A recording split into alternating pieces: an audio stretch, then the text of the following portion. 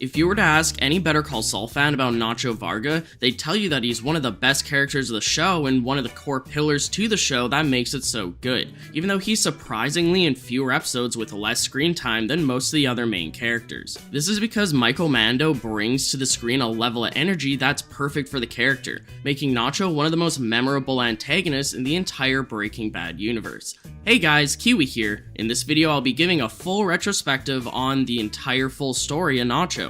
Warning spoilers for all of Better Call Saul and some of Breaking Bad too. With that being said, let's first hear a word from today's sponsor. This video is brought to you by Manscaped.com. It's time to throw away that bulky beard trimmer you've been using for years that has dull blades, 10 useless guard attachments, and a bulky power cord. It's time to upgrade to the new Manscaped Beard Hedger Trimmer. I'm excited to be one of the first to take a sneak peek at the Beard Hedger by Manscaped, so let's check it out. The powerful 7,200 RPM motor and titanium coated T-blade can cut through the thickest of hair in a single stroke. Whether you prefer a 5 o'clock shadow or a tame lion's mane, you can choose from 20 different hair cutting lengths with the zoom wheel that uses only one guard. That's right, there's only one guard needed for 20 different hair lengths. You can finally ditch all those useless guard attachments that clutter your bathroom drawers. The Beard Hedger was designed with a unique cutting angle to have its comb lift flat-lying hairs for single stroke trimming. This beard trimmer is waterproof, cordless, and rechargeable, so you can trim in the shower to save time and create less mess. It gets up to 60 minutes of runtime and has a 3-level power indicator that tells you when it needs a charge. The Beard Hedge even comes with a grab-and-go travel case. If you're thinking about growing your first beard or you're already a beard pro, Manscaped makes beard care easy. Go to manscaped.com today and get 20% off plus free shipping when you use promo code VIVIDKIWI at checkout. That's 20% off plus free international shipping with promo code VIVIDKIWI at manscaped.com. Join over 7 million men worldwide who trust Manscaped today. Thank you so much to Manscaped for supporting the channel by sponsoring this video, and speaking of which, let's jump right into it. Nacho Varga was born December 9th, 1971, effectively making him 31 years old by the start of Better Call Saul in 2002. Not much is known of Nacho's early life, aside from the fact that he was a childhood family friend with Crazy 8. Nacho was mainly raised by his father, Manuel Varga, and worked in his father's upholstery shop while getting involved in criminal activities on the side. Although we only see Nacho's father in the show, he is implied to have an extended family in Mexico, including his mother's family and an aunt with 2 twin cousins. I'm unsure of how Nacho started working alongside Tuco exactly, but it's clear that they've worked together for at least 5-6 years prior to the events of Better Call Saul occurring. We know this because during Better Call Saul episode 204, Nacho explains a story about working with Tuco way back in 1996 to 1997. It's also apparent that Nacho's father Manuel knew about Nacho's involvement with the Salamancas for years and repeatedly told him to stop, to the point that Nacho lied about it for years, telling Manuel how he stopped working for them when in reality he probably never did. Nacho's actor Michael Mando considers Nacho to be one of the only characters, quote, breaking good within Better Call Saul, considering the fact that he starts out as a criminal gangster when the show begins, but as time goes on he starts questioning his line of work to the point that he'll do anything to, quote, get out of the game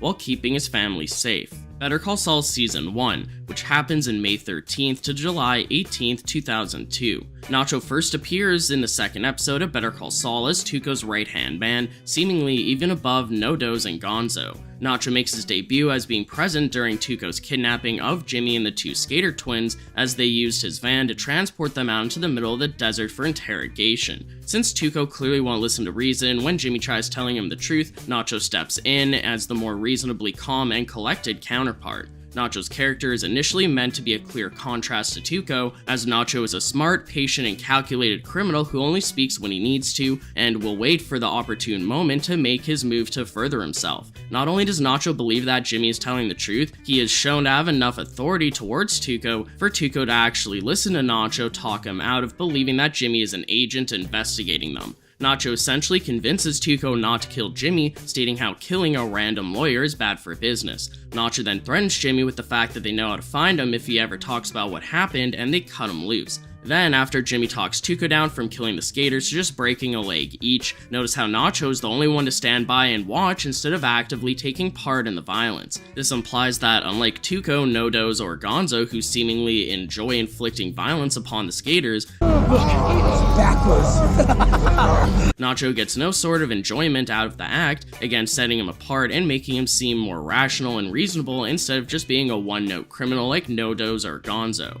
We later see Nacho arrive at Jimmy's makeshift office in the back of the nail salon, but for information rather than intimidation. Nacho listened to Jimmy's explanation of his scam out in the desert carefully in regard to the Kettlemans and plans on robbing them of the money that Craig stole, as Nacho likes to rob other criminals due to them essentially having no recourse. Nacho even offers Jimmy $100,000 out of what he'll steal from them as a finder's fee, essentially giving Jimmy the open invitation to work as an accomplice. Jimmy declines the offer, but Nacho plans on stealing from the Kettlemans regardless, so he still leaves Jimmy his number in case Jimmy changes his mind. For when you figure out you're in the game.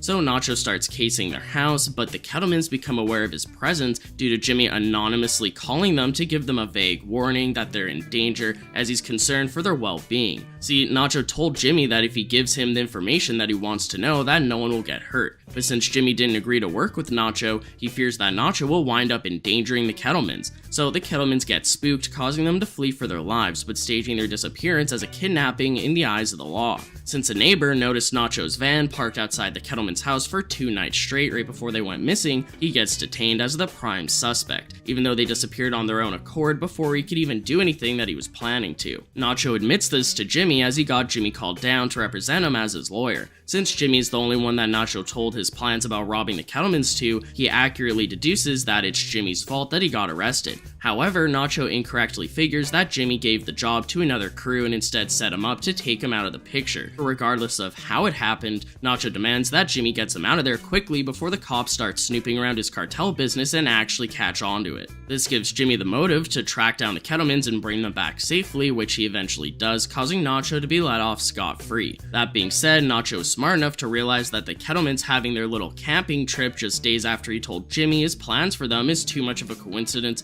correctly deducing that Jimmy somehow warned them. Nacho threatens Jimmy for ratting, but Jimmy defends himself by stating how he was worried about their children. Also, Jimmy calls out Nacho for being incredibly sloppy while casing their place, and that he probably would have gotten himself caught anyways due to the neighbor IDing him, along with the fact that he never cleaned out the blood from the back of his van from the Skater twins and giving the cops all the probable cause that they needed. Since Nacho agrees that things may have gone down worse for himself if Jimmy never intervened, he says nothing back to Jimmy and instead walks away, cutting his losses. We don't actually see Nacho again after this until near the end of the first season, as his character was benched instead of taking a larger role in it. See, the creators originally intended for Nacho to be a main Season 1 antagonist against Jimmy, but as they further developed Jimmy's brotherly dynamic with Chuck, they instead decided to make Chuck the true main Season 1 antagonist for Jimmy, while keeping Nacho on the sidelines for future seasons. Mike Omando once said how he liked the idea, as it does fit Nacho's character in regard to patiently waiting for the right opportunity to make a move to get ahead. So instead of more altercations between Nacho and Jimmy, with Nacho actually not speaking to Jimmy again for multiple seasons, Nacho was instead shifted to mainly interact with Mike, as they're both naturally more on the criminal/cartel side of the show, opposed to Jimmy's lawyer side. So in episode 109, we see Nacho and Mike meet for the first time, as Mike has been hired to help protect Daniel Price Wormald as he sells pills to Nacho. The deal goes down mostly without any problems, until the small hiccup of Price noticing how Nacho's $20 short when he counts the money. Price is willing to let it slide, but Mike stands up for him, stating that either they get the full amount or no deal. Nacho tries intimidating Mike over potentially ruining the deal over $20, but Mike throws that accusation right back at Nacho. Nacho accuses Mike of thinking that he's intentionally shorted them, but Mike neither confirms or denies this, brushing it off as a possible mistake. Although that could have just been taken at face value, as many commenters pointed out during my Mike retrospective, it's possible that Nacho did intentionally short them $20 as a test to see if Price was gullible enough to later take advantage of, which is why Nacho conveniently has $20 in his wallet,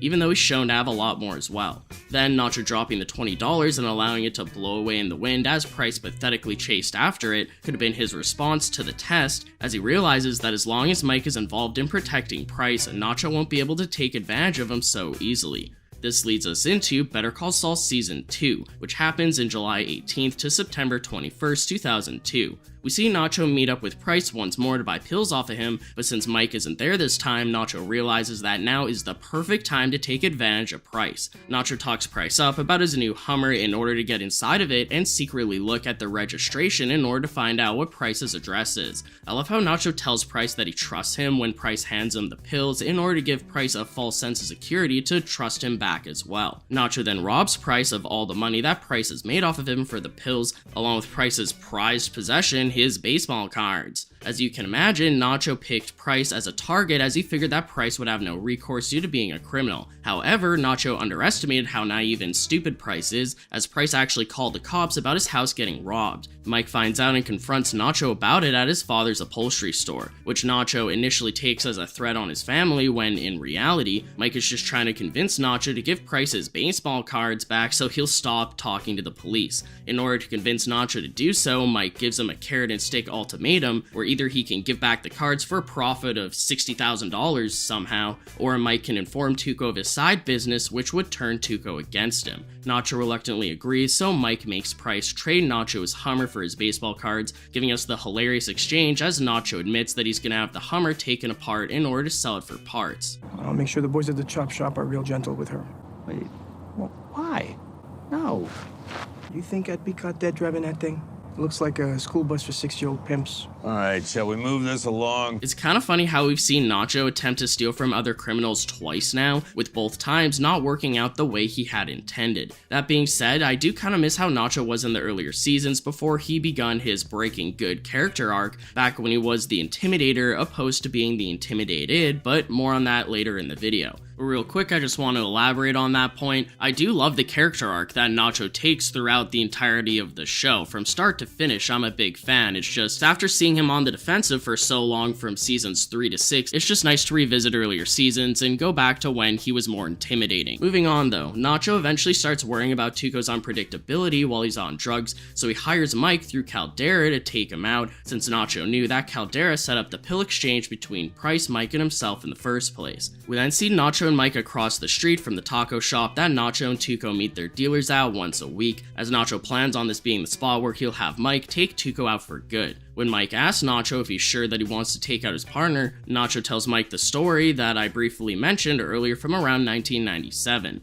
Nacho and Tuco would pick up drugs from a supplier named Dog who led a biker gang, but Tuco killed Dog after becoming suspicious that Dog was trying to cut them out by selling to their competitors. When Tuco shot Dog point blank in the head with a shotgun, a piece of Dog's skull got lodged in Nacho's shoulder due to Nacho standing behind Dog while he was killed. At this rate, with how much Tuco's using, Nacho's worried that he'll suffer the same fate as Dog if Tuco ever finds out about his side business, so he plans on taking out Tuco before that can happen. This is the first of multiple times in the show where Nacho plans to take out his boss/partner, with this time being strictly self-preservation. Mike argues the many unpredictable variables that could cause the hit to go wrong, but Nacho eventually brushes them off, telling Mike that the details are what he's hiring him for. Mike suggests taking a sniper shot at Tuco from a distance, but after some thought, Mike meets up with Nacho again to tell him that although he's decided to not kill Tuco for him, he's come up with another plan that will send Tuco away so he's not a problem for Nacho any longer. Mike plans on setting up Tuco by luring him into a fight outside the taco shop so that cops pull up and catch him red-handed doing so.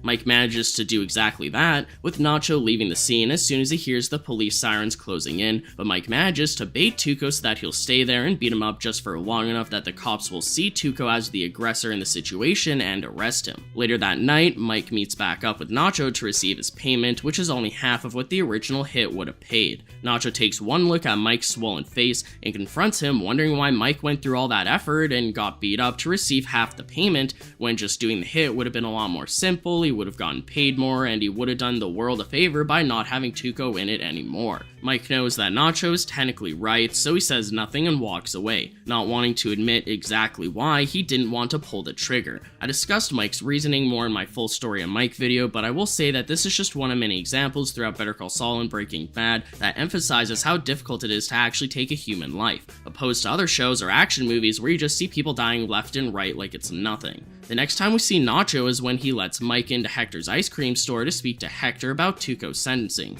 Long story short, Hector wanted Mike to admit how Tuco's gun was his in order for Tuco to get out of prison sooner, but Mike declined, resulting in the Salamancas threatening both him and his family. Hector's initially reluctant, but gives in due to laughing off the balls on Mike for demanding such a thing. Later that night, Nacho goes to Mike's house to give him the $50,000 as an excuse to be able to speak to him privately. Mike gives Nacho back half of the money, essentially refunding him for the $25,000 that Nacho paid him for getting Tuco sent away, since Tuco will now return much sooner than they initially thought. Then, a few episodes later, Nacho requests to meet with Mike as he wants to confront Mike over the fact that he thinks it was Mike who robbed Hector's truck. Since Mike left the truck driver alive, Nacho put 2 and 2 together as Mike is the only person that he can think of who wouldn't pull the trigger, instead actually leaving a witness behind. Nacho mentions how they're going to drag the truck driver into the desert for questioning, and that if he blabs about Mike, it'll be bad for both of them, but Mike assures Nacho that the truck driver never saw his face or heard his voice.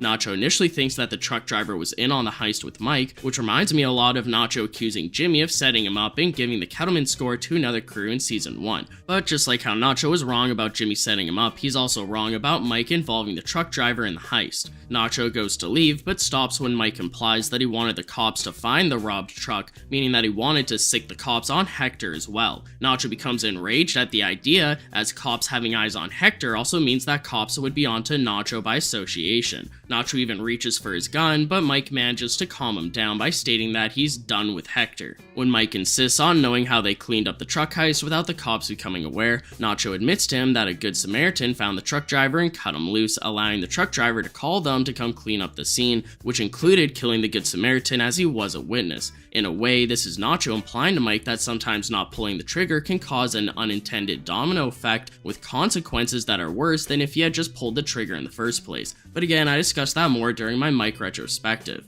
So although Mike initially said that he was done with Hector, killing the Good Samaritan rubbed him the wrong way, causing him to want to take out Hector for doing so. So Mike tails Nacho and Arturo, bringing the truck driver out into the desert, where Mike plans on sniping Hector from a distance. Mike almost manages to get a clean shot, but is body blocked by Nacho unknowingly standing right in front of his line of sight. And of course Mike gets distracted by his car horn going off and then the whole don't note, and that all happens, but moving on. Although that's the end of season 2 for Nacho, I'd like to take a moment to compare Nacho to Mike. Throughout Better Call Saul, Nacho is essentially in the same position towards the Salamancas as Mike is for Gus in Breaking Bad. By this I mean that they both play the role of the criminal right-hand man in such a way where, although they're both in certain scenes alongside the Salamancas or Gus with Mike, they usually aren't the main focus and instead are just there as backup or side characters. For Mike, he was mainly a henchman for Gus during Breaking Bad seasons 3 and 4, and doesn't really get time to shine as his own character until season 5 after Gus is killed. Likewise, Nacho is usually there as a partner or henchman for the Salamancas. However, it seems like the creators learned from their experience with Mike from Breaking Bad and started developing Nacho by himself a lot earlier on in Better Call Saul than they did with Mike in Breaking Bad, since they had originally intended for Nacho to be included in later seasons and get elaborated on. So although half of Nacho's scenes in Better Call Saul are just him backing up Tuco, Hector, and eventually Lalo, they still give Nacho his own motives and arcs even from the earlier seasons, allowing his character to become more fleshed out with his own motives, which feels like the perfect balance between the two positions in my opinion. On to Better Call Saul Season 3, which is September 21st, 2002 to March 22nd, 2003. We first see Nacho in Season 3 as he backs up Hector, harassing customers and employees at Los Pollos in order to get to Gus. Nacho is once again shown to be the more reasonable one of the group, as he implies to Arturo to let customers leave the restaurant instead of holding them there against their will. Now this may just be due to Nacho trying to avoid the potential crime of false imprisonment, but it does show that Nacho is somewhat sympathetic to innocent civilians not in the game. We then see that Nacho has essentially taken over Tuco's position working under Hector at the taco shop. But when he lets Domingo off with a warning for being light on cash, Hector mocks him for not having the backbone that he should as his enforcer. Who works for who? However, clearly affects Nacho negatively as he's so shaken up by beating up a childhood friend that he zones out thinking about it at his father's store to the point that he accidentally stitches his hand while using the sewing machine. This implies that although Nacho does what he needs to in order to, it affects him more than it would others due to him, actually having a heart. This is again one of the first instances where the show is trying to imply that Nacho realizes that the criminal business probably isn't for him, and that he's starting to change his mind about working for the Salamancas at all. As it turns out, his father was right about how he shouldn't be working with them, but this realization is too little too late as Nacho's in too deep to just simply quit. So since Mike has ruined Hector's own distribution routes by having the cops shut down the ice cream store, Hector is now forcing Gus to smuggle his product for him as well. This brings us to the scene of Nacho and Arturo picking up drugs from Tyrus and Victor. Gus plays nice and allows Nacho to take 6, but as Nacho leaves, he reveals to the camera that he's far more shaken up by Victor holding him at gunpoint than he initially led on, again implying how Nacho's in too deep and doesn't enjoy the work that he's doing for the Salamancas. Nacho later informs Hector of what happened, causing Hector to become upset at the outcome. Hector realizes that pushing Gus around isn't a permanent solution to his problem, so he tries talking Nacho up to allow his father to smuggle drugs across the border for him. Nacho can instantly tell where Hector's intentions are, so he tries beating around the bush and avoiding it, but when Hector comes right out and says it, Nacho insists how his father is old-fashioned and pleads not to get him involved in the game. Nacho knows that his father will want nothing to do with Hector's dirty money, but Hector is either completely oblivious to it or just doesn't care, thinking that anyone can be won over and bought with enough money. Then Arturo comes back inside and admits how Tuco knifed a guy in prison, meaning that he'll be stuck in there for a lot longer than initially intended. This infuriates Hector, especially after everything he just went through with Mike to try and get Tuco out sooner. Hector starts suffering from heart problems due to getting worked up, causing Nacho to think of a way to take out Hector before Hector tries getting his father involved in the criminal business. It's kind of ironic how Nacho originally wanted to take Tuco out due to his own self-preservation, but now that Tuco is out of the picture, dealing with Hector is proving to become even more of a problem, as now Nacho's father is also potentially at risk, considering Nacho knows that his father won't play ball with Hector.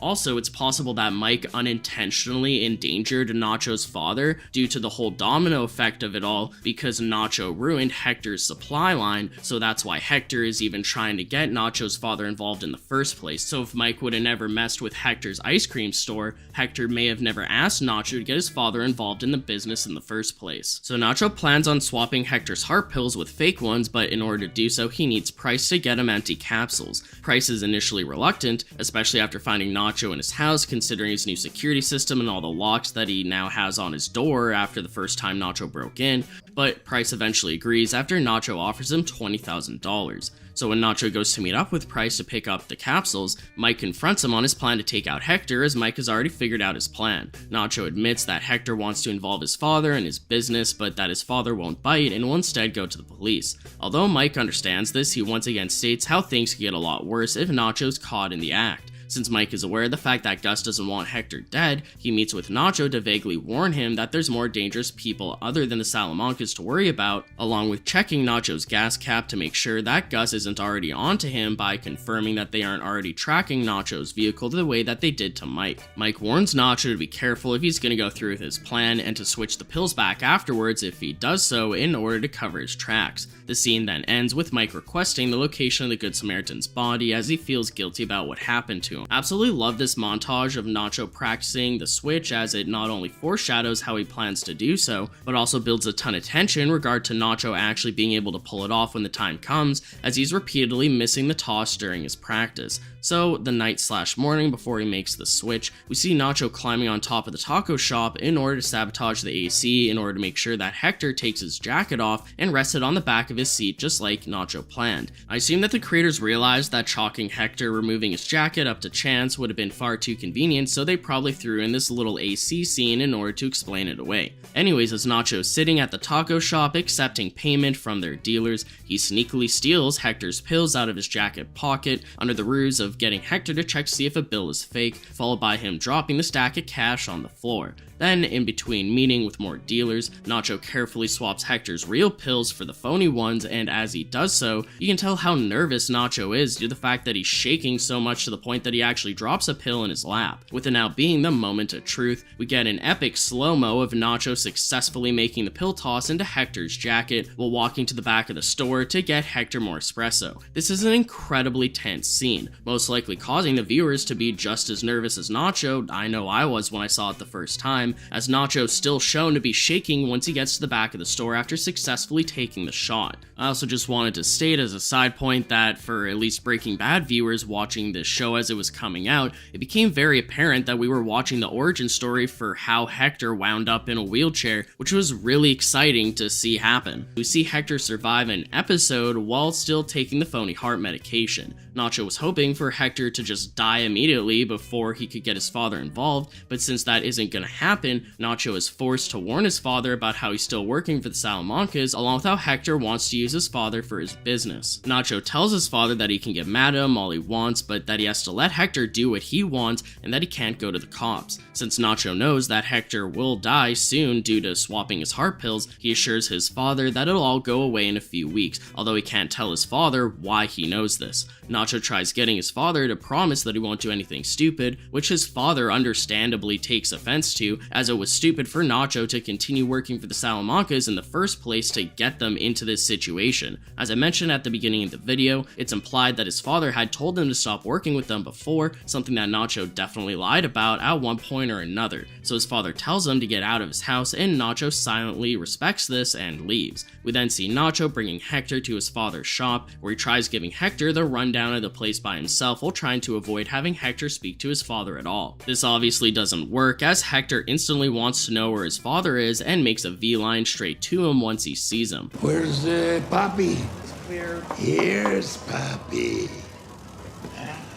Hector instantly tries bribing Nacho's father with a few stacks of dirty cash, as Hector believes that anyone he wants to work with can just be bought off. Nacho's father initially tries to politely tell Hector to leave his store, which is the one and only red flag that Hector needs to realize that he won't play ball. Nacho does manage to convince his father to take Hector's dirty money, but only after mentioning their extended family, implying that the cartel will have them killed if they don't play along. It's honestly kinda messed up to see Nacho pull this, as he knows that it's the only thing that'll convince his father to reluctantly play along. This is because Nacho is playing ball to protect his father's life, just like how his father's playing ball to protect the rest of their family as well. Now, after Nacho's father takes the money, Hector leaves without saying another word. Nacho tries catching up to him to try and undo any problems, but the damage is already done, with Hector telling Nacho, I don't trust him.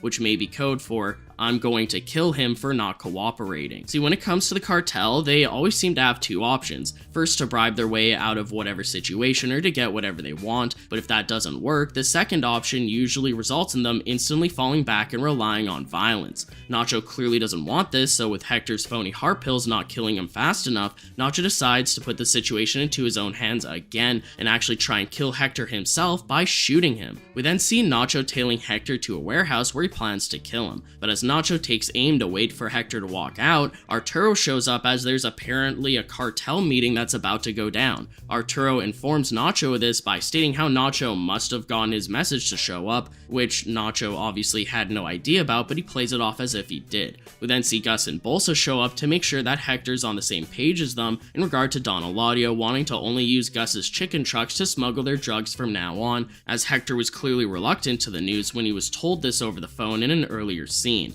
Hector feels incredibly disrespected over this, as this is actually what previously worked him up to have the episode with his heart problems that he survived, as I just mentioned a bit ago. So as you can expect, with Hector getting confronted about this in person, he starts freaking out again, causing himself to get so worked up that he again has an episode. This time, it's one that he won't be walking away from. Hector goes down, but Gus starts instantly giving him CPR to save his life while telling Bolsa to leave before the ambulance arrives. During this commotion, Nacho tries to casually pick up all the pills to swap them back before the ambulance arrives, but when Nacho gives the pills to the paramedics, Gus stares at him, implying that he's onto Nacho being the culprit in regard to Hector's heart pills not helping him. This is a wild cliffhanger to leave off for season 3, as it continues to create even more of a domino effect that snowballs completely out of control throughout future seasons. So on to Better Call Saul Season 4, which happens from March 22nd, 2003 to April 1st, 2004. Season 4 picks up right where the Season 3 cliffhanger left off, with Nacho trying to discard the phony pills while Gus is busy taking a phone call, but Nacho gets interrupted before he can successfully do so due to Gus telling him that Bolsa wants to speak to both Arturo and himself. Nacho introduces himself to Bolsa, who tells the both of them that they need to essentially take over the Salamanca business temporarily by continuing to pick up and distribute drugs like they always have, and that if they do this properly, things could go very well for them. This opportunity for them rings hollow in retrospect, however, as we'll soon see, they haven't and won't play by the rules. After Nacho leaves, he goes to finally get rid of the phony pills that he used on Hector, unaware that Gus now has Victor tracking him, so Victor witnesses this, confirming Gus's suspicions from the season 3 finale that Nacho was involved in Hector's stroke, but more on that in a moment. First, we see Nacho arrive at his father's store to tell him the good news that Hector won't be bothering him anymore. So his father takes out the dirty money that Hector gave him, as he wants nothing to do with it. Nacho tries talking to his father, but he's still so upset and ashamed at Nacho working for the Salamancas and getting him involved with them that he just stays silent, wanting Nacho to just take the dirty money and leave. As Nacho goes to leave, his father finally does speak, asking him when things with the Salamancas will be over with him as well, to which Nacho says soon, even though he's unknowingly about to get neck deep in all of it. See, Bolsa telling Arturo and Nacho to take over the business temporarily gives Arturo an ego boost, who thinks that they're truly in charge, when in reality, he's just a total joke. This is first shown by them surprisingly seeing the Salamanca twins as they go to visit Hector at the hospital. Arturo reassures Nacho that they're still in charge, but once they're left alone in the hospital room with the twins, you can tell how easily intimidated they are by them, as the twins practically force them to speak to Hector in order to jog his brain as the doctor suggested. This is also incredibly awkward for Nacho, considering he's the one who put Hector in the hospital. Nacho of course hoped that Hector would have died, but since Gus saved him, Nacho has essentially failed again to take out his boss. First he wanted to kill Tuco, then agreed that Mike would have him sent to prison for a long time, but now that sentence has been shortened. Then Nacho wanted to take out Hector permanently as well, but that only resulted in Hector being put temporarily in the hospital and eventually in a wheelchair. Put a pin in that, as it's a trend that we'll return to later on in the video. And on their way in, Arturo insists to Nacho that they should take 6 bricks again, when they're only supposed to take 5. This is another example of Arturo having a little ego trip over temporarily taking over the business, as he tells Nacho to back him up, who reluctantly agrees due to feeling pressured into doing so, even though he knows it's a bad idea. So Tyrus and Victor obviously first tell them that they're not getting 6, but when Nacho takes out his gun and asks if they're really going to cause a problem, they reluctantly give in. Gus and his men come out from around the corner and suffocate Arturo to death while holding Nacho at gunpoint, forcing Nacho to watch what might happen to him too if he doesn't cooperate from this moment forward. They essentially gave up so early and gave them 6, as it was a trap to give them a valid excuse to take out Arturo in order to single out Nacho for Gus to confront him. Gus informs Nacho that he knows what he did to Hector, essentially blackmailing him by implying that he'll tell the entire cartel what Nacho did if Nacho doesn't do what he says from now on. I love the subversion of expectation here, as the show set up Nacho to seem like he was getting promoted within the cartel, along with potentially actually being able to get out of the game soon like he told his father. However, that was all just a facade, as the show's been dropping hints ever since the season 3 finale cliffhanger that Gus has been on to what Nacho did, with it finally now all blowing up in his face and solidifying the fact that not only will Nacho not be getting out of the game anytime soon, but that he's now in even deeper trouble than he's ever been. It's incredibly ironic how every time Nacho tries to solve his immediate problems by taking out a partner or boss, it always backfires one way or another, causing an even worse situation for himself than before. When you compare working with Tuco to being blackmailed by Gus, suddenly what he and Tuco had going on doesn't seem so bad anymore. So Gus forces Nacho to go along with Tyrus and Victor the next morning to stage a drive-by shootout as a cover-up story for Arturo's murder, with Nacho being told to instead blame it on a rival gang. Although Gus wanted to keep Nacho alive for future use, Tyrus and Victor couldn't care less if Nacho bled to death out in the desert, almost as revenge for Nacho and Arturo repeatedly pushing them around for 6 bricks of drugs instead of 5. So Nacho manages to call the twins, who take forever to show up, and even when they do, they take forever to examine the crime scene and find Nacho because they're too cool to run or rush, I suppose. Kind of funny how Nacho's literally bleeding out over there in the desert, but the twins take forever to get to him as they're too busy looking all badass and intimidating still, but I digress. They cover up the crime scene by blowing up Arturo's car, and they take Nacho to Caldera's to get him patched up. Caldera understandably freaks out at this, telling them that they need to drive somewhere else if they want him to save Nacho's life, as he's not doing it at his office. We see all this from Nacho's perspective as he's fading in and out of consciousness as Caldera tries working on him in the back of the vehicle while the twins drive him to an empty warehouse. We then finally see Nacho wake up, with Caldera having successfully saved his life, at least to the best of his abilities. There's still some potential risk that the gut shot punctured something, but luckily for Nacho, he turns out to be okay. As Caldera leaves, he whispers to Nacho how he never wants to see his face again, as the cartel is too hot for him, which is a smart and understandable statement to make. With Nacho now in recovery, the twins waste no time wanting to exact revenge on the gang that supposedly did this. They stake out a gang, with Nacho IDing the vehicle as being the target, but instead of waiting things out and coming back later with more men as Nacho suggests, the twins just go in guns a-blazing and practically take out the entire gang by themselves. But due to his injuries, he's not able to help much and eventually gets pinned down too. One of the twins comes up behind him and saves him from this. After the gang is taken out, Nacho sits at a different warehouse to wait to inform Gus of how his plan worked. Nacho tells Gus that the twins took out the gang and that they fled south back to Mexico until the heat from the shootout dies down. Nacho realizes the 4D chess that Gus is playing here because since Tuco's in prison, Hector's in the hospital, and Arturo's dead, and he controls Nacho, Gus is essentially completely in control of the opposition at this point. Also, Gus wanted to use Arturo's cover-up to trick the twins into taking out that gang, resulting in Gus being able to take over that gang's territory due to the cartel not wanting to give the territory to the Salamanca since they were the ones who took the gang out. Gus tells Nacho to heal and rest up as he still has a lot in store for him to do in the future. So we see Nacho go to his father's house to rest, with his father becoming incredibly worried for him, understandably. He goes to call for an ambulance, but Nacho convinces him not to, as Nacho can't go to the hospital for his injuries as it'll raise red flags. Although his father is extremely mad at him over recent events, he still cares for Nacho, and so he allows Nacho to rest up at his place. Meanwhile, Gus confronts Mike over the fact that Mike knew about Nacho's plans to take out Hector. Gus is angry at Mike for not preventing this, but Mike states how, although he agreed to not take out Hector himself, he never agreed to be Hector's bodyguard. This shows that although Mike could have warned Gus about Nacho's plans beforehand, which would have prevented Hector's stroke, Mike isn't against the idea of a loophole of not standing in front of someone else's way who may want to take Hector out themselves. It's at this point in Season 4 that we get a 9-month time skip from spring 2003 to early 2004, with Nacho now fully recovered. He's shown to have taken over Hector's role observing cash exchanges at the taco shop, while Domingo has taken over his old spot in front of him accepting payments from their dealers. We then see Nacho arrive at his house, practically ignoring his girlfriends as he instead goes to his safe, revealing that he has a fake ID for both his father and himself. This shows that since the heat has seemingly died down over the past 9 months, Nacho is planning a potential exit strategy for both his father and himself. Side note, I love how Nacho's shown in a red tank top here. It just gives huge Voss Far Cry 3 vibes, but I digress. So although Nacho would like to run away from all of this by changing his identity, he knows that it'll be next to impossible to convince his father to completely uproot his entire life to do the same. Plus, the next time Nacho arrives at the taco shop, he gets a surprise in the form of a new Salamanca who will be helping him with the business.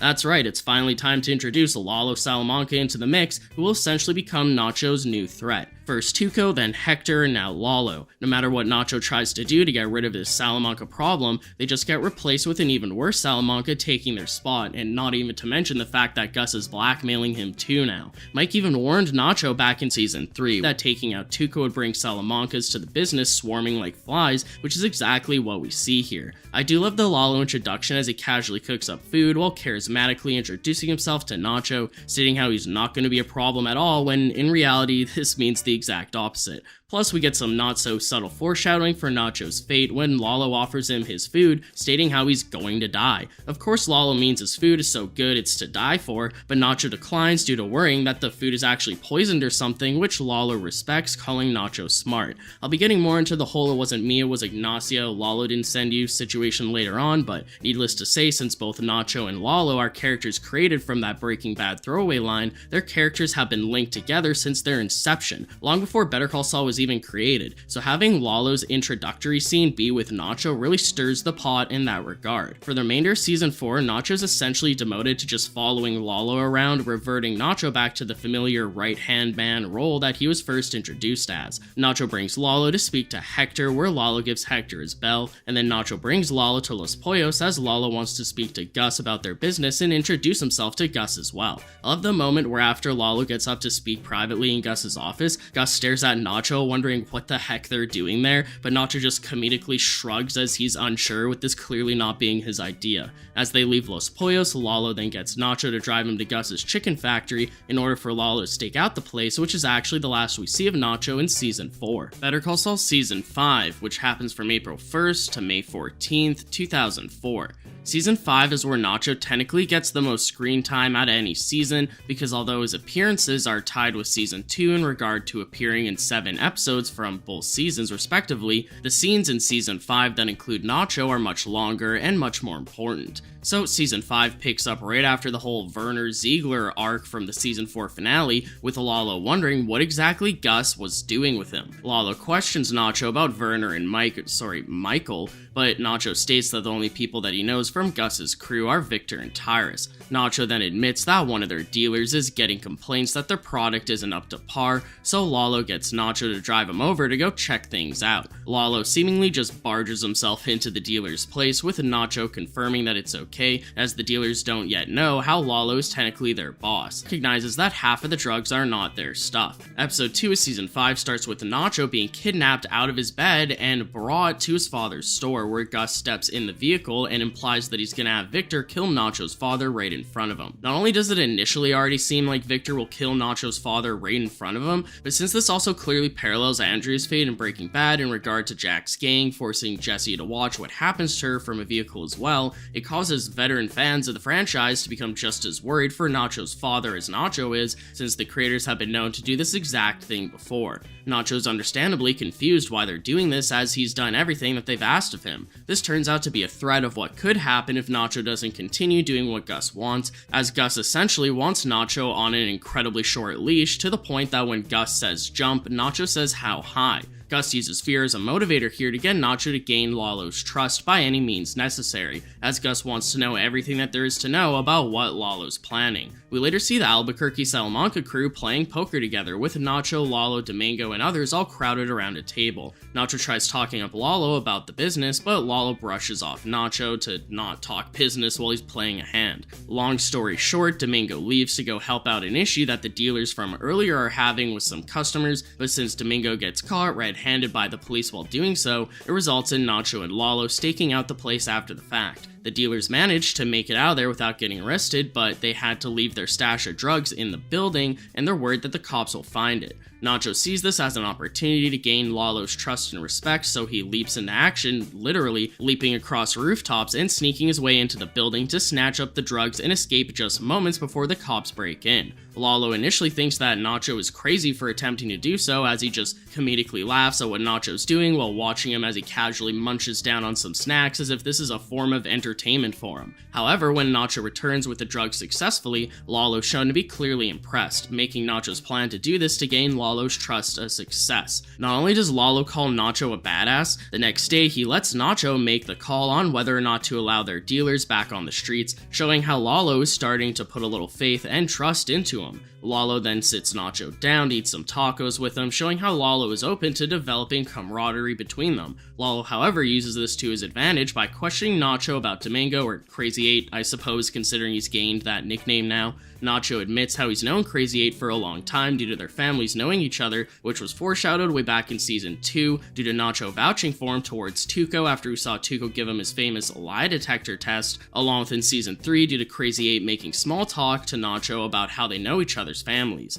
Lalo asks Nacho if Crazy 8 getting arrested is something they need to be worried about due to it being his first time. Nacho states how he'll keep his mouth shut. Lalo agrees, but is seemingly unconvinced, to which Nacho asks if Lalo wants him to take care of Crazy 8, implying that although Nacho is friends with him, he's instead showing so much loyalty towards the Salamanca business that he'll even kill his childhood best friend if he needs to. Both Lalo and the audience can tell that Nacho is hesitant when he suggests this, but Lalo appreciates the loyalty. Lalo tells Nacho how that won't be necessary as he has better plans for Crazy 8, so Lalo definitely just baited Nacho to see where his loyalty lies, and as far as Lalo's concerned, Nacho passed with flying colors. So since Lalo is hurt at Jimmy through Tuco due to the events that transpired at the beginning of the show, Lalo gets Nacho to literally snatch Jimmy off the street and bring him to him, as Lalo plans to use Jimmy's big mouth in order to help Crazy 8 out. Since this is the first time that Jimmy, or Saul rather, has seen Nacho in 5 seasons, he instantly reverts back to their previous experience together, recapping how he got Nacho out of police custody during the whole Kettleman situation.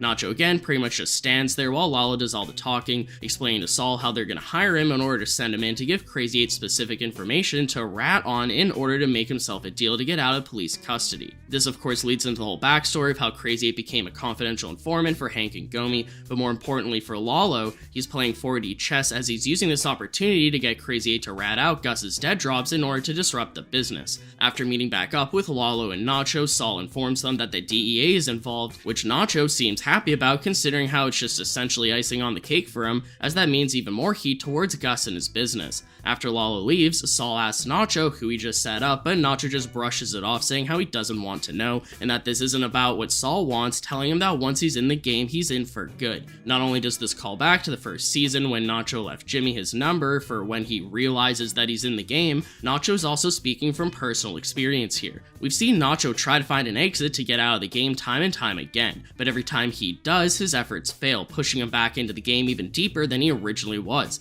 This is why there's no one better than Nacho to be the one to tell Saul, When you're in, you're in. as Nacho personally knows this better than anybody to exit the game, along with the fact that no one cares about what he truly wants, and that people just use him for their benefit until they've completely squeezed him dry for all he's worth. So Nacho then goes to warn Gus about Lalo selling out his dead drops, but Gus allows it to happen since if he prevents it, Lalo would know that someone talked, blowing Nacho's cover of being a double agent for Gus. Nacho of course wants to prevent this due to self-preservation, but Gus only does this due to Nacho still being a valuable pawn for him to control the opposition with. Also, meanwhile, during this whole Crazy 8 situation, Nacho gets an unexpected visit from his father at his house, which is somewhat embarrassing for Nacho due to his father seeing the state of his house along with his junky girlfriends. Manuel confronts Nacho about how a family friend offered to buy Manuel's upholstery shop from him for a very generous amount, causing Manuel to put two and two together and realize that it was Nacho who sent the friend to buy the business with his dirty money. This offends Manuel for multiple reasons. First off, he cherishes his business as it's what he's built his life around to make an honest living, to the point that he even hoped that he'd one day leave the business for Nacho to take over. So Nacho wanting to trick his father into selling the business is hurtful and offensive as it goes against everything Manuel has been working towards. Plus, since Nacho's father is a straight arrow that despises dirty money, it feels like insult to injury that Nacho tried indirectly buying the business with his dirty money. Nacho's father can tell that Nacho's trying to set up a situation where they can flee and run away due to no longer having any strings attached to tie them down, such as Manuel's business, but Manuel puts his foot down, stating how he's not going to uproot his life, as it feels like he's being forced to pay for the consequences of Nacho's actions. This proves to Nacho that he'll never be able to convince his father to have their identities changed and relocate in order to become safe from the Salamancas, and that if Nacho has put himself and his family in danger, he has no one to blame but himself, as Manuel isn't going to allow Nacho's actions to ruin his life too. The point here is that this makes Nacho feel trapped, as there's no escaping or running away from his problems since his father won't run away with him. Nacho then meets up with Gus again to continue relaying information about Lalo's plans, but he's surprised to see that Mike has arrived alongside Gus, revealing to Nacho that Mike has been working with Gus this whole time. I'm unsure if Nacho had a hunch that Mike was already working for Gus, due to Lalo bringing up the fact that some bald white guy named Michael was working for Gus, as that info may have went over Nacho's head due to Lalo calling him Michael instead of Mike, since Lalo learned Mike's name through Werner, who would always call Mike by his full name Michael. Regardless, this confirms any suspicion that Nacho has, who states that it'll be trouble if the Salamancas connect the dots. Mike assures how that won't be a problem, so Nacho goes on to explain the multiple angles that Lalo plans to take in order to mess with Gus's business until the cartel doesn't think that he's worth the hassle anymore. Gus tells Nacho to report to Mike from now on, as he knows that they have history. This of course works in Nacho's favor, as he's able to confide in Mike alone once Gus and Victor have left. Nacho admits how he's surprised that Mike is working for Gus, and tries emphasizing how horrible of a person Gus is by explaining how Gus almost had him killed just to cover up Arturo's death to further his own interests. Since Mike warned Nacho that there were people other than the Salamancas to worry about, in Mike's eyes, Nacho jumped into the storm with both eyes open, although Mike probably could have emphasized how big of a deal this mysterious figure is that isn't the Salamancas, but I digress. However, Mike does become more sympathetic towards Nacho due to Nacho admitting that Gus has a gun to his father's head, and is forcing Nacho to work as a double agent for him against the Salamancas, essentially blackmailing him with not only his own life, but his father's as well. This clearly doesn't sit right with Mike, as Mike has a soft spot for innocent civilians not in the game being endangered due to affiliation with someone who is, but Mike tells Nacho that he can't do anything about it until Lalo's taken care of first. So it seems like Nacho needs to help take down his boss again, in the hopes that unlike with Tuco or Hector, Lalo will be the final time that he has to do so, and that after, his father and himself will hopefully be set free. So Mike sets up various events to unfold that result in Lalo being arrested, with the final piece of the puzzle including calling Nacho to learn of Lalo's whereabouts so Mike can use a police radio to call on his location so he'll be arrested. Gus initially thinks that getting Lalo arrested will effectively take care of him, but when Lalo is able to have a phone smuggled into prison, Gus realizes that he's still a problem as he's able to call shots from the inside. We see Lalo call up Nacho with a job for him to do, so Nacho meets up with Mike to reveal that Lalo wants Nacho to burn down Los Pollos. Lalo's orders are not only to continue the trend of ruining Gus's businesses like he originally planned, but also possibly in retaliation due to Lalo assuming that Gus is the one who orchestrated him to get arrested in the first place. So when Nacho meets up with Mike, he initially starts making demands about wanting out of the game and to be set loose from having Gus's leash around his neck. Nacho does this under the false pretense that Lalo being locked up takes him out of the picture, but when he admits to Mike that Lalo still wants him to burn down Los Pollos, Mike implies that Lalo is obviously still a problem that still needs to be taken care of. So just like with the dead drops, Gus allows Nacho to vandalize and burn down Los Pollos in order to not blow Nacho's cover of being a double agent. Gus even joins Nacho for the destruction of the Los Pollos, as I guess he figures if it has to be done, he wants to be the one who does it himself correctly. Gus realizes that he has to kill Lalo, but if Lalo dies in the USA, the cartel will instantly assume it was Gus. So in order to take out Lalo without the cartel becoming suspicious of him, he has to first get Lalo out of prison on bail so Lalo will flee south of the border back to Mexico, where Gus will be able to kill him without raising suspicion on himself. So Nacho calls Saul to defend Lalo, along with Mike giving him the information that he needs to help get Lalo out on bail. After an iconic and traumatizing situation, Saul manages to retrieve Lalo's bail money, with Nacho picking him up once he gets out. Meanwhile, Mike and Gus discuss how they plan to take out Lalo once he reaches Mexico, but with Lalo seemingly on the way out, Mike figures that it's time to vouch for Nacho like he had previously asked. Although Gus thinks that Nacho should stay, as he still wants to control the Salamancas through Nacho even after Lalo's gone, Mike calls Gus out for using fear as a motivator by having a gun to the head of Nacho's father and how that doesn't sit right with him. Gus then calls out Nacho by giving an analogy about how he's a dog who's been in the hand of every owner that he's ever had, which is true to some extent, I guess. Gus is referencing how Nacho has gone against Tuco, Hector, and now Lalo, all of the fact that he'd probably go against Gus too if he had the chance. Even though Nacho has only done this out of self-preservation for himself and his father, Gus uses Nacho's previous actions of betraying his bosses to justify using fear as a motivator, by stating how since he's just a dog that bites the hand of every owner that he's had, he can only be disciplined with a firm hand or put down.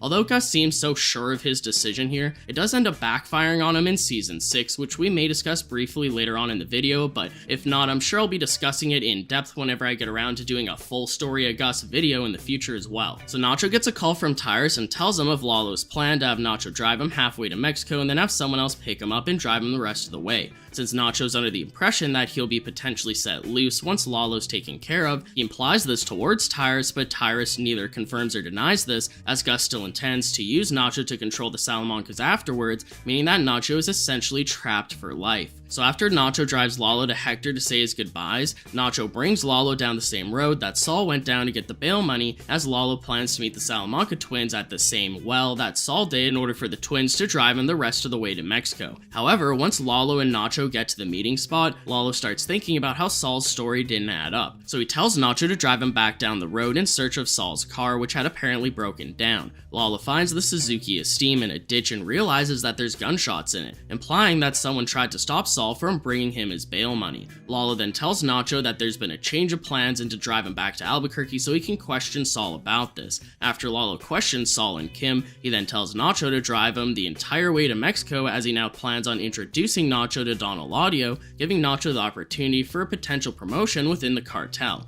Side note, I just find it funny how I'm essentially brushing off the events of Bagman and Bad Choice Road, since this video is mainly focusing on the events of the show through Nacho's perspective. Although Nacho is adjacent to all that crazy stuff, he's only indirectly related and essentially a bystander to it all, as it doesn't directly affect him at all, at least until Kim tells Lalo to get his house in order, which gives Lalo the idea to promote Nacho as his trusted right-hand man. Little does Lalo know that this will stab him in the back, as the one man that he thinks he can trust, Nacho, is is being blackmailed and forced to work against him. So Nacho arrives at Lalo's compound with him and gets introduced to all of his workers. Nacho's instantly looking for a way out, but as the doors close, there appears to be none, especially considering the fact that there's no cell service where they are. Meanwhile, Mike and Gus discuss what to do with Lalo and Nacho, and when Gus mentions that he has a squad of hitmen that he's hired to take out Lalo, Mike once again vouches for Nacho and that they should save his life. Gus, however, doesn't want to tip their hand by saving Nacho's life, but although no one's told Nacho about the assassination attempt on Lalo that they're planning, Mike states how he can make a pretty good guess. So Gus twists this into thinking of a way that Nacho's still useful for him, which includes letting the hitmen into the compound to go through with the assassination, along with later using Nacho as a scapegoat for the cartel to blame the hit on, as we'll discuss momentarily for Season 6. As Gus implied to Mike last time that Mike tried vouching for Nacho, Gus only wants to keep Nacho alive as long as he has a use for him, and that once his usefulness has run out, he'd rather have Nacho taken out than to have him set free as a loose end. So as Lalo coaches Nacho on how to speak to Don Eladio when Lalo introduces them, Nacho gets a phone call, which is odd considering there's no cell service, implying that whoever's trying to contact him set up a temporary signal in order to do so. Nacho goes to the bathroom to accept the call and gets told that he needs to open the back door for the hitmen that night. Nacho tries pleading with them not to kill the innocent civilians there, once again showing how Nacho has a heart for innocent people being killed due to affiliation, or just innocent people in general. This is, however, just naive wishful thinking, as the man on the phone hangs up on Nacho, implying that everyone there will be killed in order to leave no witnesses behind. So after Lalo gives Eladio some welcoming gifts, he introduces Eladio to Nacho as their new man up north who's been taking care of things since Hector got sick. When Lalo informs Eladio that although he's not a Salamanca himself, he's a trusted friend at Tuco's, Eladio makes fun of Nacho considering how crazy in the head Tuco's always been, which makes it feel like a real shame that we never got a scene between Tuco and Eladio, but I digress. Eladio then sits down with Nacho for a drink in such a way that this is technically set up like a job interview, but for the cartel. Eladio asks Nacho how he plans on making him money, and Nacho states how he'll take over new territory. Eladio constantly twists Nacho's intentions as a test to see how he'll answer, such as twisting opening up new territory into who are you taking territory from, along with Nacho's response of taking territory from biker gangs to starting a war with them. However, Nacho is calm and collected enough to prove to Eladio that he has the smarts to run the business by explaining how instead of openly starting a war with the bikers, he'll pin them against each other in order for them to take themselves out without the cartel having to do much of the dirty work themselves. This wins over Eladio, who then asks Nacho what he wants personally. Nacho actually answers honestly here, stating how he wants respect, to make his own decisions, to go his own way without anyone playing him or controlling him in such a way where he won't have to be constantly looking over his shoulders. Although this conversation is in the context of having aspirations to become a huge drug lord, Nacho stating how he wants to make his own decisions speaks volumes, since Nacho essentially hasn't done so since the shows began. He's either working for Tuco, Hector, Lalo, or Gus, doing what they want and what they say in order to keep himself and his father alive. Nacho isn't truly able to make any of his own decisions throughout the entire show, as he's constantly controlled by one side or the other. Nacho's actually speaking about how he wishes that he could get out of the game and quit being a criminal without any consequences,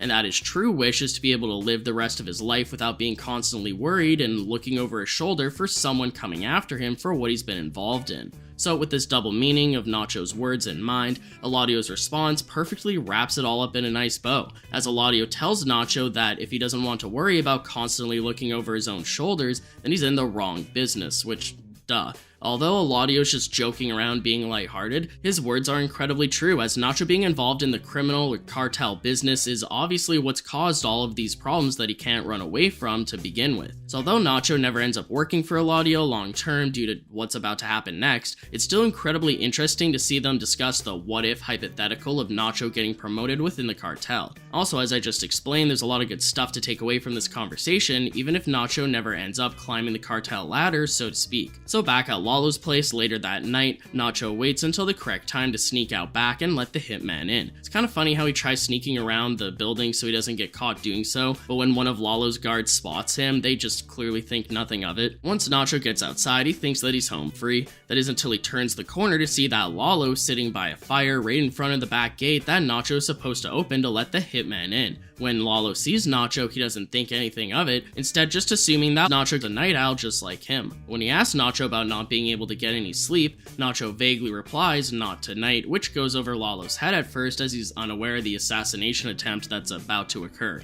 Nacho thinks quickly of a way to distract Lalo and get him away from the backyard long enough to open the gate and let the hitman in, so he asks Lalo if he has any stronger alcohol in order to go inside and set up a distraction. Once inside, Nacho sets up a grease fire on the stove as a distraction, so when he comes back outside with the alcohol, Lalo barely has time to pour them each a glass and take a sip before noticing smoke billowing out of the kitchen. Nacho takes his opening to lockpick the back gate open and let the hitman in. He instantly raises his hands as the hitmen walk past him, allowing him to leave freely as they go in to attempt to kill Lalo. This is where season 5 ends for Nacho, as the last we see of him is fleeing Lalo's compound right before everything hits the fan. So on to Better Call Saul season 6, which is May 14th to May 25th, 2004, which, yeah, big yikes, red flag. So, season 6 picks up right where season 5 left off, with Nacho fleeing for his life after letting in the hitmen. Nacho continuously runs away until morning, when he has to duck and cover in a ditch to avoid being detected by some random civilians.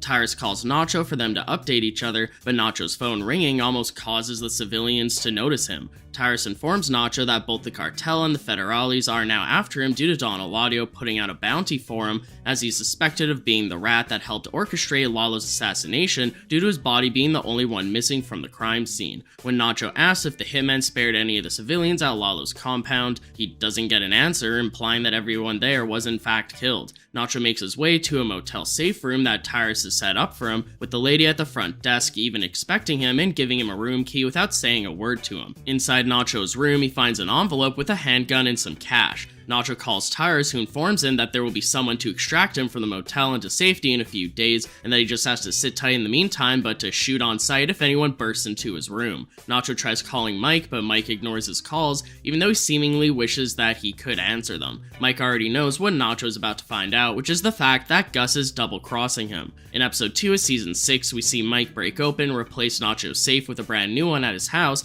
except this time with information that incriminates Nacho to make it look like he's been taking payments from a rival gang that Gus is blaming for setting up the assassination attempt against Lalo, along with leaving the phone number to the motel that Nacho's staying at. Gus is essentially setting up Nacho to be a scapegoat for the assassination, killing two birds with one stone, literally. The information in Nacho's safe will lead the cartel right to him, and with Tyrus telling Nacho to shoot anyone who comes through his door, Gus assumes that Nacho will die in a gunfight against the cartel at the motel due to being outnumbered. Although Mike is against double-crossing Nacho, he knows that what Gus says is final, and that he already tried the best he could to vouch for Nacho. Just like with many other decisions that Gus makes, which Mike may not agree with, he knows to stay loyal to Gus, and that when it comes down to it, it's not his call. Meanwhile, as Nacho waits in his motel, he's understandably uneasy due to currently hiding as a wanted man in cartel territory, so he's constantly peeking out his window to see if anyone's watching his room. The following morning, he becomes spooked when there's a knock on his door, just to realize that it's free room service sent by Tyrus to keep him fed until he waits for his supposed extraction. While eating, Nacho peeks outside again and notices a lone building across the parking lot with a running air conditioner attached to it, implying that someone's inside.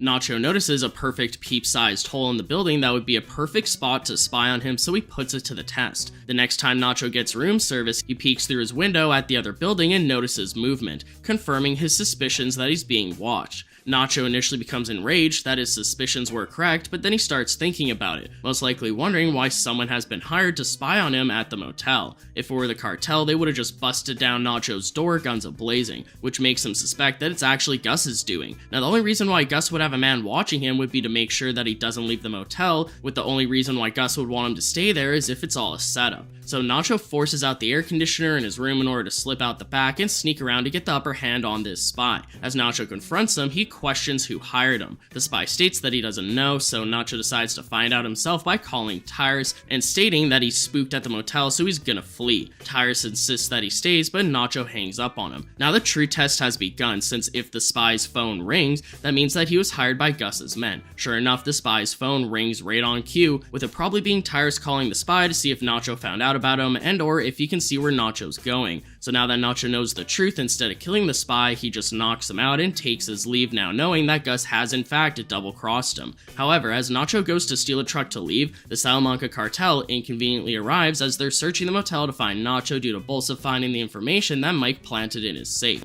Gus most likely assumed that Nacho would be killed in the gunfight, so I'm unsure why he never considered that the cartel would want to take him alive to torture the truth out of him. Either Gus made a mistake assuming that the Salamancas would just want to flat out kill Nacho, or he hoped that Nacho might accidentally get killed during the gunfight, which is quite a huge risk to leave up to chance, as it's very possible that they could have taken him alive. Regardless, it appears that Gus using fear as a motivator towards Nacho may have been his downfall, since if Gus would have taken a more reasonable approach, somehow, I don't know how, but somehow, Nacho may have trusted him more, and so he may have not become so suspicious of being watched or double-crossed. In a way, Gus treating Nacho so poorly time and time again may have caused Nacho to get the upper hand in the situation by managing to figure out about the spy and that he's being betrayed by Gus through Tyrus before the Salamancas arrived. But that's just all speculation, as the show never gives us an exact answer, so let me know what you think in the comments below, since I will most likely be retreading the same ground in more detail once I do the full story of Gus video as I mentioned earlier. Due to the fact that the truck Nacho stole took heavy fire, it breaks down on him, causing him to get out and make a final stand. However, Nacho quickly realizes how that's a stupid idea once he notices that the cartel is much further behind him than he initially thought, so he takes this extra time to make a run for it. He sprints across a field and makes it to an oil tanker in time for the twins to arrive at the shot-up truck that he was driving.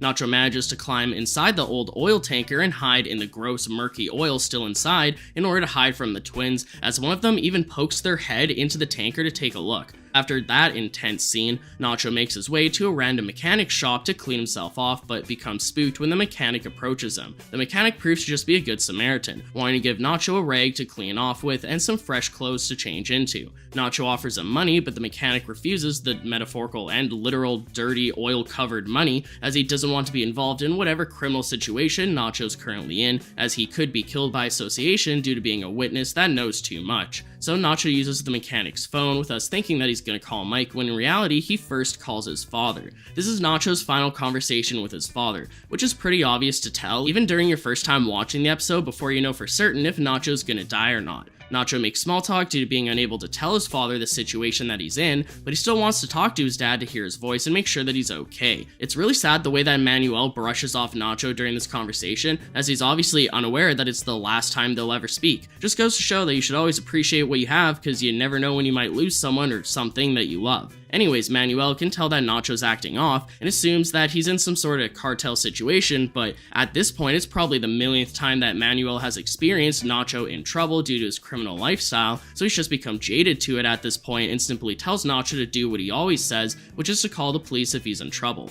Michael Mando does such a great job portraying a wide range of emotions with Nacho here, as he's happy to hear his father's voice, while also being scared of the situation that he's in, but he's forced to bottle it all up due to needing to pretend like everything's a-okay. It's quite a tragic roller coaster that Mando just completely nails. So Manuel goes to hang up, stating that he has to go back to work, causing Nacho to now call up Mike like we originally expected. See, we all initially expected Mike to be the one that Nacho called first, as it links up with the cliffhanger from the end of episode 2, where Mike is being held at gunpoint by Tyrus right as Nacho tries calling him. This all happens because although Mike reluctantly accepted Gus's decision to betray Nacho and allow him to get killed, after Nacho successfully gets away from the motel, Mike puts his foot down when Gus then insists on kidnapping Nacho's father to make sure that Nacho will do what he wants. As we know, Mike has a soft spot for people not in the game getting killed in the crossfire, so he denies Gus's request to kidnap Manuel. This causes Tyrus to pull a gun on Mike, but right as he does this, Mike's phone starts ringing, revealing that it's Nacho. Gus allows Mike to answer it, causing Nacho to call out Mike for knowing that he was meant to die in Mexico. Mike coldly and calmly states how it's not his call, to which Nacho redirects the conversation towards wanting to speak to Gus. Nacho seems to have a sixth sense here, as he calls Mike to speak to Gus about keeping his father safe, right as Gus was about to order his father to get kidnapped.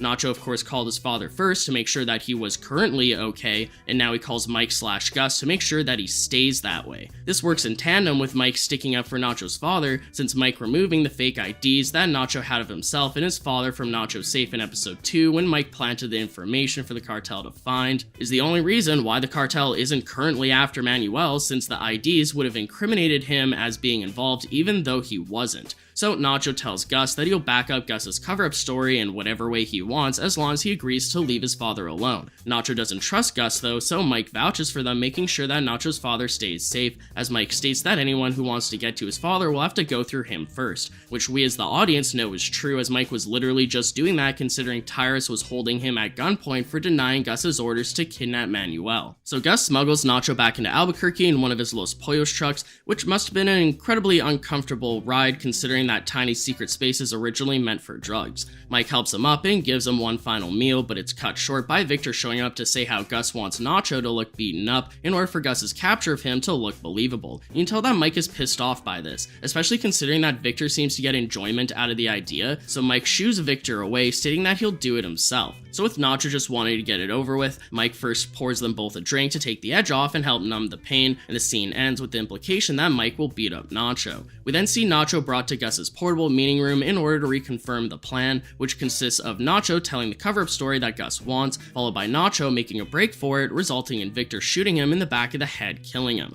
As Gus leaves, Mike privately speaks to him outside to convince him to allow Mike to be there when it happens to provide cover fire with his sniper in case anything goes wrong, even though Mike may just be doing this to make sure that Nacho's death is quick and painless. While Nacho is alone in the portable, he drinks a glass of water, but then he notices shards of broken glass in the trash can, which is actually from Gus knocking over a glass in the prior episode. Again, I'll discuss it more when I mainly focus on a full Gus video, but the gist of it is that Gus has never had a plan go so wrong before, causing him to become more panicked and shaken up than ever before. So when he breaks the glass due to this, it's clear symbolism for Gus's plan literally falling apart ever since the season 5 finale. Also, if Gus was in his right state of mind, he probably would have thought to clean out the trash can of broken glass before leaving Nacho alone in the portable, but since he's so preoccupied trying to pick up the pieces of his plan, he must have forgotten about the literal pieces of glass. So the next day, Gus, Tyrus, Victor, Nacho, and Mike all drive out to the desert to meet up with the Salamancas, but they let Mike out early so he can go to his sniper perch. Nacho and Mike give each other what you think is one final look, and Mike leaves. As it turns out, Nacho's brought to the same lone desert shack that he and the Salamancas once brought their truck driver out to in the season 2 finale, with Mike's sniper perch even being on the same rock as the season 2 finale when he was originally planning on taking out Hector.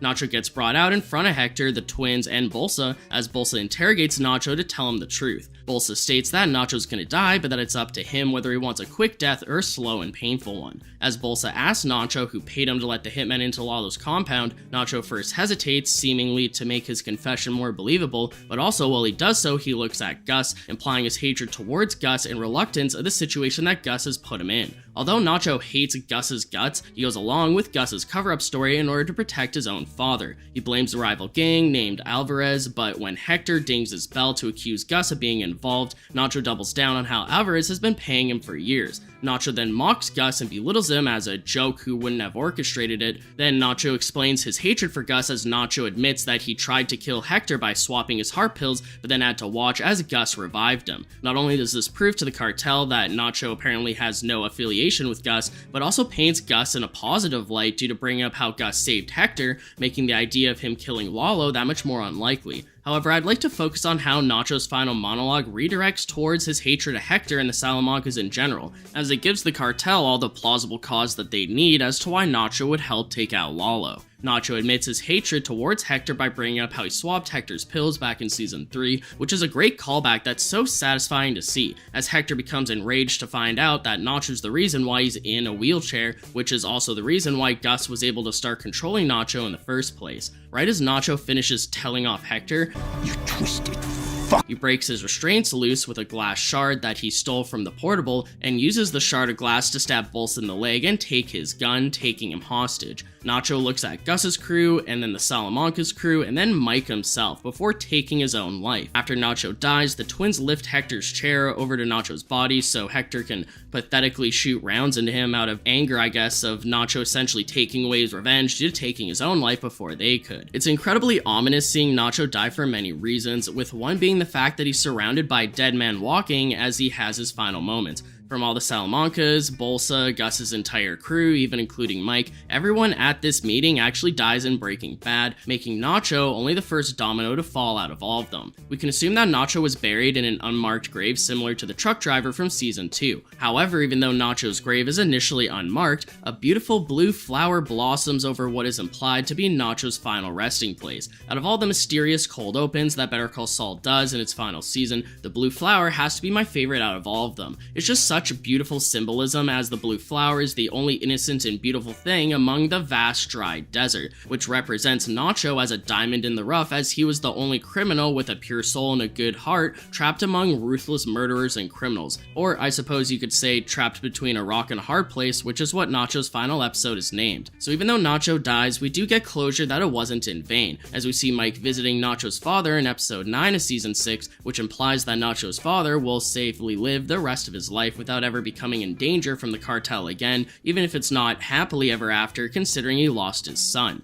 Mike tries giving Manuel closure for what happened to Nacho, but Manuel gives Mike some tough love in regard to revenge not being justice, along with the fact that Mike is no better than the people who caused Nacho's death, as Mike was there but didn't do anything to stop it. Also, I'd be remiss to not briefly mention the whole "it wasn't me, it was Ignacio" of it all, as that Breaking Bad throwaway line is what inspired the creation of both Nacho's character and Lalo's character in Better Call Saul. I do plan on doing one final definitive "it wasn't me, it was Ignacio" video eventually, with updates now that the show's concluded in retrospect, so I'll keep this long story short for now. Essentially, the line from Breaking Bad Season 2 Episode 8 where Saul mentions Ignacio and Lalo was a completely meaningless throwaway line at the time. However, even before Better Call Saul was announced, Breaking Bad fans speculated who this Ignacio and Lalo actually were. Peter Gould then ran with this idea going into Better Call Saul and created Nacho Varga with the premise that Nacho is in fact the Ignacio that Saul speaks of briefly in Breaking Bad. Then after 3 seasons, Lalo was officially confirmed and introduced in Better Call Saul Season 4 as well, which is why his appearance in 408 was so incredibly hyped up. So a mix of hype from the Better Call Saul throwaway line theories combined with how amazingly Nacho's character was written by the creators and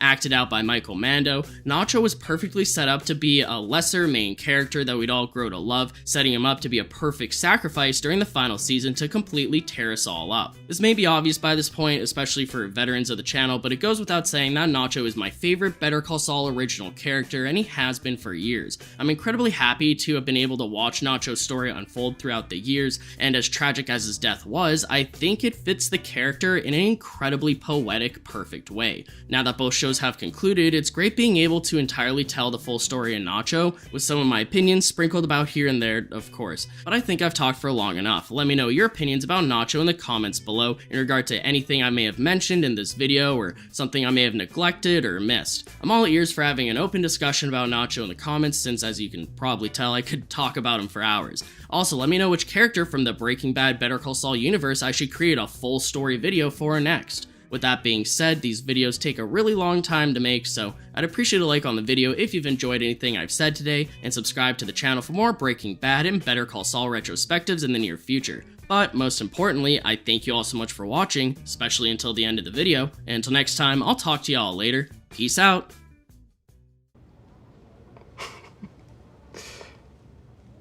You are shitting me.